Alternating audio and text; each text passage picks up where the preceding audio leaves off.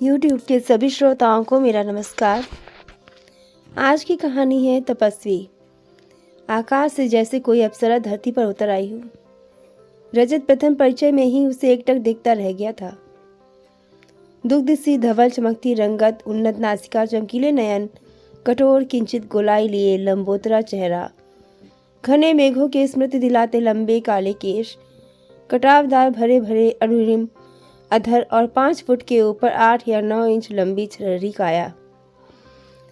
उस पर जतन से बंधी जरी के बॉर्डर वाली प्योर सिल्क की प्लेन आसमानी साड़ी की एक एक भांज जैसे स्वयं अपना रास्ता चुन देह के उचित कोष्ठों प्रकोष्ठों में सुगढ़ता से स्थापित हो गई थी।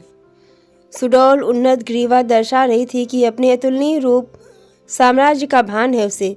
उसका वही अहंकार उस बाला को सहसा ही रूप सामग्री का दर्जा दिए जा रहा था। एक बारगी तो रजत को अपने भाग्य पर विश्वास ही नहीं हुआ कि उस अनिंद्य सुंदरी का रिश्ता उसी के लिए आया था।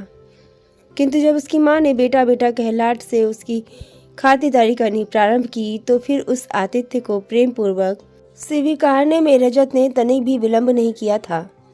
वैसे वह स्वयं भी कम नहीं था। गौरवर्ण, सधे नाक नक्श, सघन केश, राशि, सुदीर्घ कटकाठी एवं सभ्य शिष्टाचारी तौर तरीकों से युक्त सुदर्शन युवक था वह। अनेक रूपसियों का ध्यानाकर्षण का केंद्र भी बना ही रहता था। अपना कहने को उसके दूर के ताऊ ही थे जिनसे उसका यदा कदा मिलना होता रहता था। उन्हीं के संग वह नेहा के परिवार से मिलने गया था। आपत्ति तो किसी को कुछ भी नहीं थी। सो चटमंगनी और पट ब्याह वाली कहावत को चरितार्थ करते हुए थोड़े बहुत नज़दीकी लोगों की उपस्थिति में सप्तपदी का पावन कार्य पूर्ण कर दिया गया था। नेहा की स्वार्थपरता उसे ज्ञात थी, पर उसे अपने स्नेह से धो पोंछ कर रख देगा ऐसा निश्चल रजत का दृढ़ विश्वास था। कमल पुष्प दलों पर टिके हुए जलकणों की ही भांति रजत नेहा के मिजाज को जतन से सहेजे रहता। कभी अनमनी हो उठती तो उसके मूड स्विंग को भांपते ही किसी कुशल जादूगर की भांति उसका ध्यान दूसरी ओर मोड़ने में वह विलंब नहीं करता था। अथवा कोई मनुहारी भेंट दे, प्रेम पगिया मनुहार से उसे संयत्न मना लिया करता था। ईश्वर ने उसकी प्रेम बगिया को एक अनमोल भेंट से नवाजा था, पुत्र वंश के रूप में। फागुन माह आरंभ हो चुका था। वंश ने दूसरे वर्ष में प्रवेश किया ही था। नेहा आजकल कुछ अधिक प्रसन्न नजर आ रही थी। सरल रजत मन ही मन स्वयं को संसार का सबसे धनी व्यक्ति मानता था। छोटी सुखी गृहस्थी के अतिरिक्त उसे गुस्से से और कुछ नहीं चाहिए था, परंतु भाग्य की प्रवंचना बिना किसी पूर्व सूचना के ही उसकी सुखी गृहस्थी को निशाना बनाने को आतुर है। इस सत्य से वह उदार मना अनभिज्ञ ही था। भास्कर देव अपना ताप सने सने बढ़ाते जाते थे। पंखा चलाओ तो सर्दी लगे, न चलाओ तो गर्मी लगे वाली स्थिति हो रही थी। उस दिन रात को नेहा ने कहा, तुम्हारा और वर्ष का बिस्तर ऊपर छत पर लगा देती हूँ। नीचे उमस में वह ठीक से सो नहीं पाता है। मैं तो यहीं सो जाती हूँ, खुले में सोने की मुझे आदत नहीं, कह नेहा ने सुघड़ गृहिणी की तरह फोल्डिंग पलंग झाड़ बुहार कर स्वच्छ चांदनी बिछा छत पर बिस्तर सजा वंश को प्यार कर सुला दिया। रूपसी नेहा का यह वामांगी रूप निहाल हुआ जाता था। यही तो स्वप्न देखा था उसने, सुघड़ सुंदर भार्या और 2 प्यारे बच्चों का छोटा सा सुखी परिवार। सतरंगी स्वप्नों के हिंडोले में झूलते रजत गहन निद्रा में लीन हो गया था। प्रातः के पक्षियों मीठे कलरव से आंखें खुली। बगल में वर्ष अभी भी गहरी नींद में था। उसे गोद में उठा हुआ नीचे आया, सावधानी से थपथपा कर उसे पलंग पर सुला दिया। नेहा बाथरूम में थी। रजत ने रसोई में गैस पर चाय चढ़ाई, फिर बालकनी से अखबार उठाकर अंदर आया। कमरे में आकर देखा नेहा अभी भी बाथरूम से नहीं आई थी। अलमारी के खुले पल्ले पर नजर गई, थोड़ा सा खुला हुआ था। यार, यह नेहा भी। उसने पल्ला ठीक से बंद करने की कोशिश की, पर कुछ अटक रहा था। ठीक से बंद करने के लिए पूरा पल्ला खोला तो देखा अलमारी के लॉकर का पल्ला खुला हुआ था, वही अटक रहा था। लॉकर के खुले पल्ले अंदर भी कुछ अटक रहा था। थोड़ा झुककर झांक कर अंदर देखा तो सामान इधर उधर फैला था। जी धक से हो गया रजत का। हैं, घर में चोरी हो गई है? नेहा नेहा जल्दी आओ, चोरी हो गई है।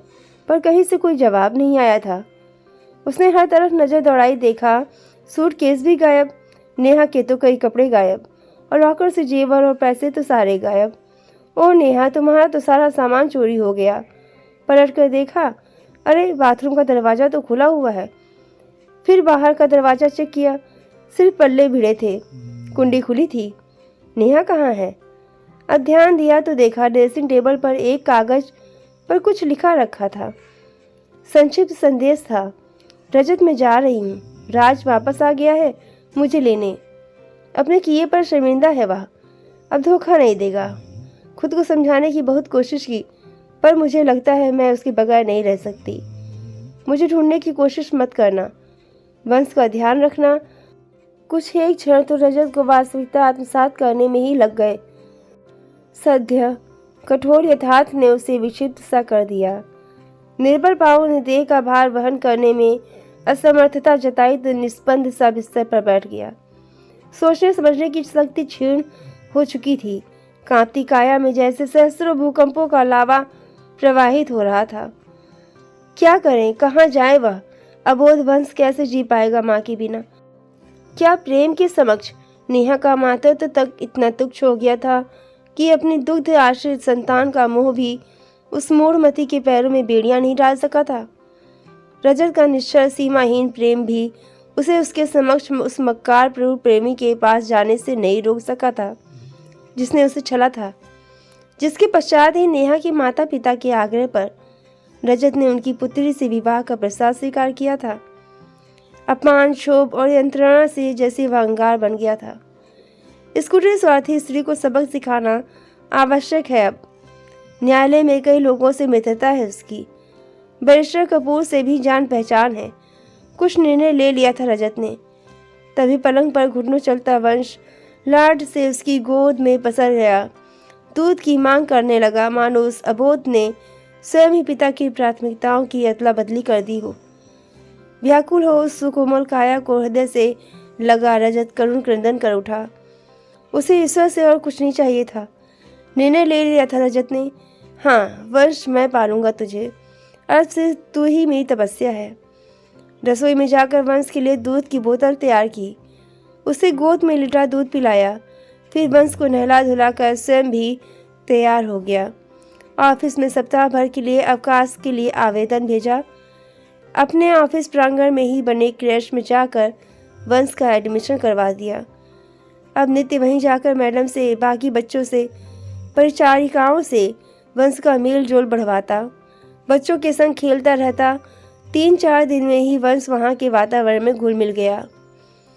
उसके मित्र, ऑफिस के साथी उसे समझाते, तू दूसरा विवाह कर ले, वंश अभी बहुत छोटा है, कैसे पालेगा, अभी तेरी भी उम्र क्या है। परंतु अब उस पिता के हृदय में एक माँ का ही अंतस रच बस गया था। नहीं, वह अपने पुत्र को विमाता के हाथों में नहीं सौंप सकता। पाषाण हृदय बन उसने कितनी ही कन्याओं की विवाह याचिका को पान के पत्ते सा फेर दिया था। नन्हा वंश रात में सोते समय माँ के लिए उलझता तो वे कंधे पर नेहा की साड़ी डाल उसे गोद ले सारी सारी रात थपकी देर टहलता रहता। वंश को नहलाना धुलाना, खिलाना पिलाना, लोरी सुनाना, नैपी बदलना, उस वैरागी तपस्वी के जीवन का बस यही एक ध्येय रह गया था। ऑफिस के लिए तैयार होते हुए उसका एक पांव कमरे में और दूसरा रसोई में होता। वंश का उबला पानी, 2 समय के दूध की बोतल, नाश्ता लंच बैग में पैक करते हुए भागते दौड़ते उसे क्रैश में छोड़ता। अनिच्छा से अपने लाडले को क्रैश में अनजान हाथों में सौंपती माँ सी ही दयनीय स्थिति उसकी भी होती। मैडम, इसे इसकी बोतल से ही पानी पिलाइएगा। मैडम, आज इसका पेट खराब है, खिचड़ी के अलावा कुछ मत खिलाइएगा। जाते जाते फिर कुछ याद आ जाता, वापस आता, मैडम जितना दूध पीना चाहे उतना ही पिलाइएगा, जबरदस्ती मत करिएगा, पेट खराब है ना। ऑफिस के काम के बीच बीच भी वह भागकर वंश को देख आता। बिन माँ की इस गोल मटोल संतान से क्रैश की राधा मैडम को भी विशेष लगाव हो गया था। घर पहुंचकर भी अभागा जननी के लाड दुलार से वंचित ही रहेगा, सोच राधा का कलेजा मुंह को आता था। कदाचित इसी कारण स्वाभाविक रूप से ही वह नन्हे वंश का अतिरिक्त ध्यान रखती थी। रजत जी, डायरी में लिखा है कल स्कूल में येलो डे मना रहे हैं, तो कल इसको पीले कपड़ों में जाना है। आज इसका गला खराब है, आप सोने से पहले छाती पर विक्स की मालिश कर दीजिएगा। दिन में मैंने लगा दी थी। रजत जी, आज मैथ का होमवर्क पूरा नहीं हुआ है, 3 सम्स अभी कराने बचे हैं, आप देख लीजिएगा। संध्या में घर वापस जाते हुए रजत को राधा की हिदायतों की लिस्ट मिल जाती। वंश अब 12वें वर्ष में प्रवेश कर चुका था। जिस अवश्यंभावी प्रसंग को रजत टालता रहा था, वह एक दिन अनाधिकृत दुस्साहस से उसके समक्ष उपस्थित हो गया था। वंश ने स्कूल से आते ही वही प्रश्न दाग दिया था जिससे अब तक वह बड़ी चतुराई से बचता आया था। पापा, मम्मा कहाँ हैं? उनके बारे में मुझे कुछ क्यों नहीं बताते आप? बेटे, रजत के कुछ कहने से पूर्व ही वह हिचक उठा था। नहीं पापा, मुझे सच बताइएगा। जैसे अनाड़ी नकलची छात्र द्वारा तैयार किए खर्चे घाघ परीक्षक के कड़क सवालों के समक्ष लुप्त हो जाते हैं, ठीक वैसे ही रजत के जतन से तैयार किए गए नकली जवाब वंश के आक्रोश के समक्ष उड़नछू हो गए। पापा, मुझे एक एक बात सच सच बताइएगा। समझ गया था रजत की इतने वर्षों तक यत्न से छुपाई हुई माँ की अपकीर्ति आज उस तक पहुंच चुकी है। अब गुंजाइश नहीं थी पुत्र से सत्य को गोपन रखने की।